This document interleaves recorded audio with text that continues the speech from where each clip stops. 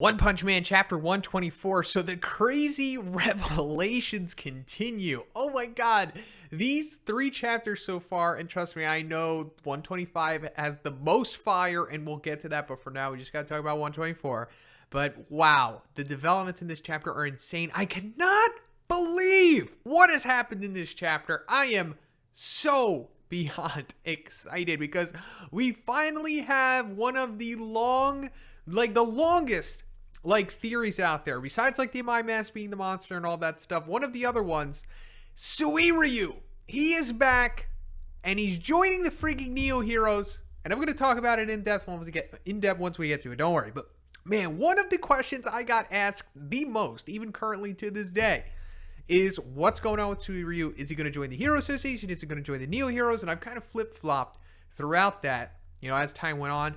But I've more so thought that he was going to join the Neo Heroes because it would just, make more sense considering that he would have to be a new character in the webcomic. Kind of like how Hellfire and Gale just came recently with the Ninja Arc and all that stuff. And it turned out to be true, but we'll get to it first. Let's start off with the beginning of this chapter. So the 3 roommates or the neighbors of Saitama, Butterfly DX, Ronin Tonin, and Forte, they're revealing that they have also been signed to the Neo Heroes, which is interesting. I'm fine with it, I guess. We do need A-class heroes at the Neo Heroes, and I'll go into why that is a thing. But then we get some more layout or the intricacies of the Neo Heroes and what's going on with them, courtesy of this group here. So they're saying that, their number one priority is the safety of the heroes, which makes sense because we know that the Hero Association doesn't really care about that. Anyone can really become a hero, and you could be out on active duty the next day and go out and get yourself killed fighting a monster that you have no business fighting. It wasn't a really well-structured organization, but that also goes into how they're corrupt and all of that stuff. It's kind of like a recurring theme. The Hero Association just was not a well-made organization, company, whatever you want to call them.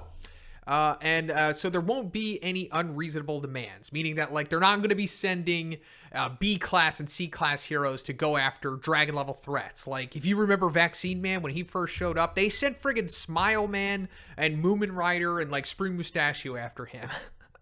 Yeah, doesn't make sense. I know. That's what they're talking about here. None of that craziness is going to happen anymore. And also, the lower-ranked guys will be supplied with an abundance of equipment, and there won't be any specific quotas. Another thing in the Hero Association where they have to go out there and they have to resolve a certain amount of incidents or stop a certain amount of monsters or help a certain amount of people. The quota thing that we saw Saitama stressing over in season 1. That's out of the window with the Neo Hero. So another good thing, another improvement. And then there's going to be this AI system that they have that will calculate and choose the most suitable talents, who's going to go after a certain specific threat. So it'll be okay, so we got Butterfly DX, and then Child Emperor, and then Forte. I don't know, it'll just come up with them and be okay, they got to go after this demon level monster because they're the best suited for that. So that's interesting. And then it says that there's always going to be teams of 3 or more heading to a site. And, this is going to be stuff that we're going to be talking about in the next review, but it also makes sense as to why there's a leader position, because there's going to be a leader, and then I guess the leader will have 2 A-class guys with him. But like I said, we'll go more into that. So they'll have armored transport vehicles for them, aircrafts, and they'll be available in each city. So that's pretty cool. And then apparently the only restriction is those who lack normative awareness. They'll be punished by having their registration canceled. So normative awareness is an interesting translation. Now, I'm sure it was difficult to really translate exactly what one is saying here. Maybe it's a Japanese term, but normative awareness, it's also brought up again when Black S talks about it, and we'll get to that. But I'm assuming that this just means if you're just acting out of the norm, if you're not following protocol and you're blowing up buildings that you don't have to, or harming civilians inadvertently, or just committing crime or anything like that. If you're doing something wrong, then, that's a penalty against you. But everything else flies. And that was kind of ambiguous with the protocol of the Hero Association up until this point. So then we come to Black S's inner monologue. Now, we haven't come back to Black S for a while. We've seen him here and there, but we've never had his internal monologue up until this point to see what's really going on with him. And I'm really liking his introspection here. He is proving that he's one of the most intelligent characters in the series. Black S is so smart that he's almost breaking the fourth wall with the dialogue that he's having here, because it doesn't really seem like a character would be this keen to the outlook of the story that's happening right now. It seems like somebody's actually narrating it, like it'd be like me or another like YouTuber or commentary person or something like that. So it's very cool, the dynamic that Black S has here. Certainly developed a lot from when he was first in the series, you know, a couple years ago. Also shows how far one has come. But we're basically seeing that Black S, he's aware of everything that's happening. And he's also telling us, the readers, that like, okay, there's going to be this big paradigm shift. Obviously, the Hero Association is falling. The Neo Heroes are rising. There's probably going to be a civil war happening because of this in one way or another. And that, you know, also one of the associations falling is going to be detrimental to humanity, which obviously benefits him. Because he is a monster and he's not a good guy. And this whole little part with Black S right here is just showing that Black S is not turned face. He is still evil. He still does want to be a monster and wants to destroy people and become as powerful as he possibly can.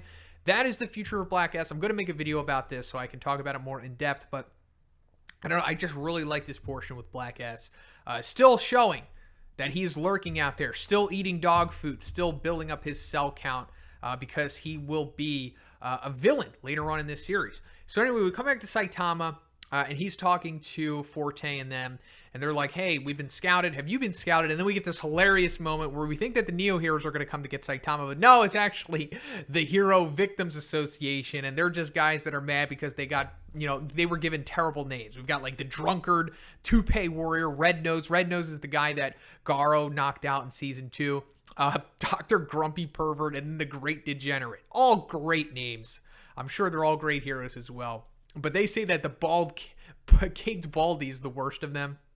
I don't know, just a nice little break in the mood here from seeing Black S's like crazy monologue that he dropped on us. So then we come to Suiko, the character that we met in the previous chapter. Suiryu's sister, she has come to the Hero Association for her evaluation to see which group that she is going to join, you know, which class. And then she's like, a little funny moment here. She's like, I'm even stronger than my brother. And then we see the Hero Association recruiter like look at her like, ha, ha, ha. Like, shut up, you're not as strong as Suiryu. And we see her reaction to it like, I'll show you. And I honestly, and then we see her wreck the robot. Very impressive, using the Void Fist, you know, the tornado type pattern attack that we saw Suiryu do back in the Super Fight tournament. Also, another thing that is becoming canonized here is the Super Fight tournament and Suiryu winning it, because they mentioned it's like, hey, your brother won that. Something that didn't happen in the webcomic originally, but now like the canons are crossing. They're all becoming one. I'm loving it. So she wrecks the robot, gets her evaluation, and surprisingly, she becomes an A-class hero. I for sure thought that she was going to be S-class because, you know, they were kind of lacking the S-class now that they were down 3, technically 4 with the My Mask. And it would have been nice for a new S-class hero, first of all, but also the first, or I should say the second female S-class hero besides Tatsumaki. But I guess they have other plans for her because while she is an A-class, she's definitely one of the stronger ones, and I'm sure I'll make a video dedicated to Suiko in the future, because, you know, not any A-class hero can just blow away a robot like that. But also, you know, the guy says that, like, she's only 18, you know, she's still getting stronger. Once she starts accumulating experience, I'm sure he'll unleash her latent abilities through live combat. So that's probably telling us what's to come. Like, maybe she's going to prove that she is S-class level once she gets pushed that far, you know, like Garo, maybe she has like an ability like Garo. Maybe that's what they're trying to tell us here. Like she can just grow on the fly. And then we come to the major part of this chapter, guys. Suiryu is back. CHADRYU has returned to the story. And like I said in the beginning of the chapter, I am so glad that this is happening. I'm so glad that he's joining the Neo Heroes. This is incredible. Suiryu is back, everyone. And like I said, there is a reason why this has been asked of me so much, because he is such an intriguing character. We all want to see what the future of him is. And now this is it. He is with the Neo Heroes, baby.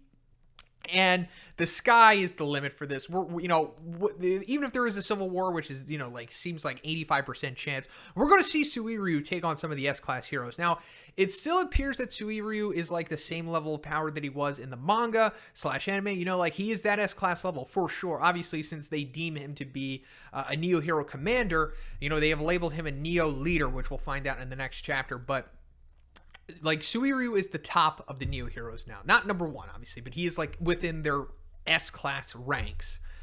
Demon level until proven otherwise. And I just can't wait to see what is going to happen of this, but we'll find out more in the next chapter. And then we come to the moment with Saitama and Genos, and Genos was reflecting on the whole of my mask thing, and he's thinking that this had been affecting Saitama because we see like this stern look on him, and I was thinking like, okay, what's going on with Saitama here? Is this about the confrontation that he had with the my mask? Is it something that he told the my mask? But no, it's just a hilarious misdirection because he's just thinking about, the appearance of the Hero Names Victim Association. I sense a major power shakeup in the works.